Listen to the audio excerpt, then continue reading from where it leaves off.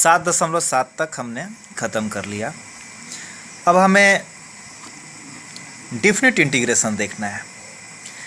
अब यहाँ पे एक क्वेश्चन होगा कि डिफिनिट इंटीग्रेशन क्या है। तो इसके पहले आप जो क्वेश्चंस देखते थे वह इनडिफिनिट था।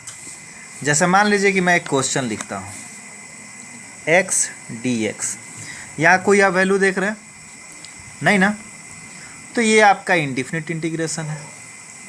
लेकिन इसी के ऊपर वैल्यू b और नीचे a, यानी बड़ा मान b और छोटा मान a रख दिए, तो यह आपका हो गया डिफिनिट इंटीग्रेशन। x का इंटीग्रेशन करो तो क्या बताया गया है, x² 2, और यहाँ पे आपका हो गया नीचे में a।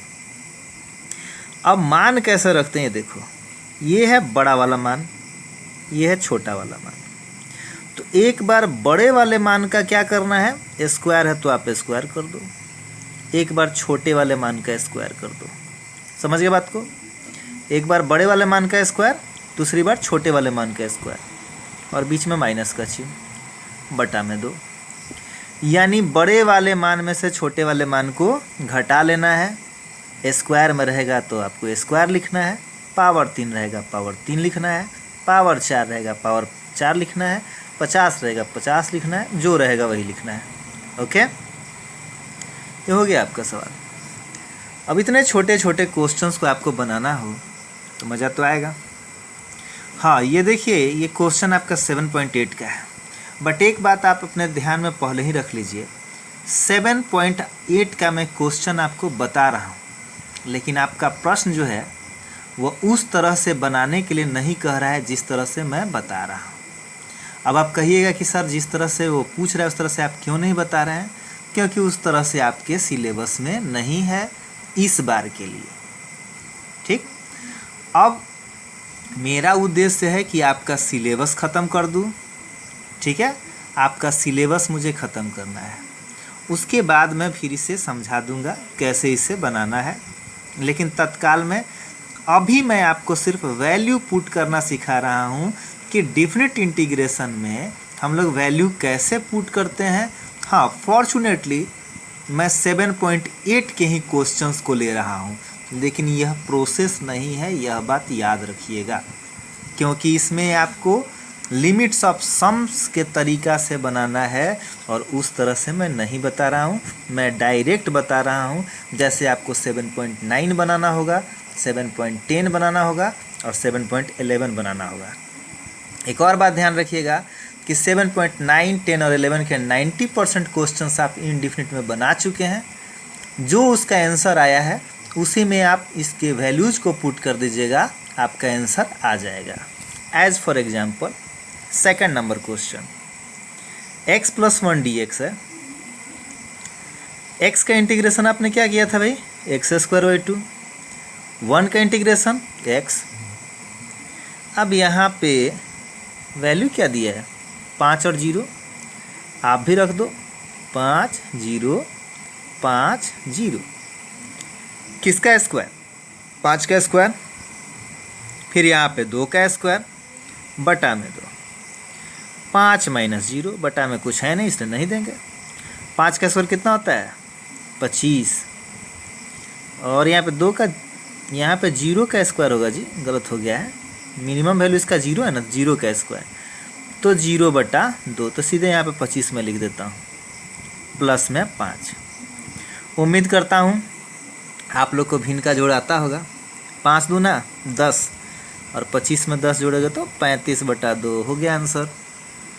कोई दिक्कत नहीं होगा, दिक्कत मैं जानता हूँ। क्वेश्चन नंबर 3 देख लिया जाए यार। x² dx है। खाए पिए घर के लड़का है तो बताइए x² का इंटीग्रेशन क्या होगा, चलिए बोलिए जल्दी। x⁻3/3, और फिर यहाँ पे मैं लिखता हूँ पावर 3/2, तो 3 का पावर 3 माइनस 2 का पावर 3/3, 27 - 8/3 इक्वल टू में हो जाएगा 19/3। हो गया क्लियर ये। एक्स स्क्वायर था तो एक्स पावर 3/3 हो गया। यहाँ पे वैल्यू मैंने रख दिया 3 का पावर 3, 2 का पावर 3। 3 का पावर 3 यानी आपका 27 हो गया, 2 का पावर 3 यानी 8 हो गया, 27 में से 8 गया 19/3। चौथा नंबर क्वेश्चन, आंसर आप लोग को देना है, आप लोग बोलिएगा, मैं सुन रहा हूँ। चलिए बोलिए तो। एक्स स्क्वायर माइनस एक्स 4 1 दिया हुआ है। चलिए बोलिए जल्दी से, एक्स स्क्वायर का क्या होगा? Integration x power 3/3। और एक्स का क्या होगा? बस जल्दी बोलो, मुंह में बोलते भी रहिए। 4 हो गया मैक्सिमम, मिनिमम हो गया 1। बड़ा वाला मान 4, छोटा वाला मान 1। तो 4 का पावर 3 यानी 64 माइनस 1 का पावर 3 यानी 1/3। 4 का पावर 2 यानी 16, 1 का पावर 2 यानी 1/2। 64 में से 1 जाएगा तो 63/3, 15/2। अब यहाँ पे देखिए 3 से 1 कट जाएगा 21 बार में, 21 दूना 42 माइनस 15/2। घटाने वटाने आता होगा तो लिख दीजिएगा 27/2, नहीं आता है तो मेरा देख के लिख दीजिएगा। ओके, हो गया आंसर। अब इतना छोटा छोटा क्वेश्चन के लिए आप लोग को रुकना पड़े तो बहुत दुखद बात है। 5वां क्वेश्चन देख लिया जाए। ई पावर एक्स डी एक्स 1 - 1, कौन बताएगा ई पावर एक्स का इंटीग्रेशन क्या होगा? जल्दी बोलिए, कौन बताएगा? ई पावर एक्स ही होता है, 1 और -1 है। तो ई का पावर 1 माइनस ई का पावर -1 हो जाएगा ना जी। तो ई पावर 1 लिखे चाहे नहीं लिखे पावर में, यहाँ -1 हटाने के लिए हम 1/e लिख देते हैं। ओके, हो गया आंसर। चलिए 6ठा नंबर पे आते हैं। यहाँ पे दिया हुआ x plus e⁻² 2x dx 4 and 0।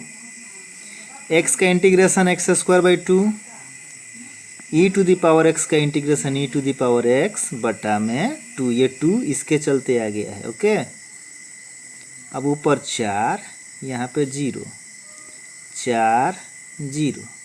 किसका स्क्वायर भाई? 4 का स्क्वायर।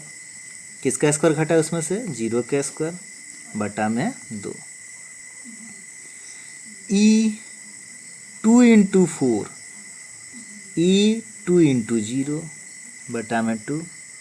देखिएगा x का एक बार मान मैंने 4 रखा और 2 पहले ही उसको दहेज में मिला हुआ है, तो 2 चौके 8। फिर यहाँ पे x का मान मैंने 0 लिखा और 2 उसके वो क्या बोलता है क्रम में पथाया हुआ है। ठीक, अब यहाँ पर हम लोग आगे कर लेते हैं। 16 - 0 तो 16/2 यानी 8 हो जाएगा।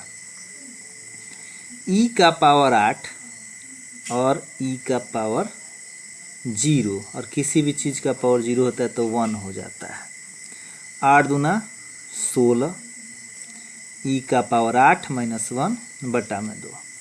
16 में से 1 जाएगा तो, अरे सॉरी यहाँ पे प्लस है, प्लस है यहाँ पे। 16 में से 1 जाएगा तो 15, e का पावर 8/2।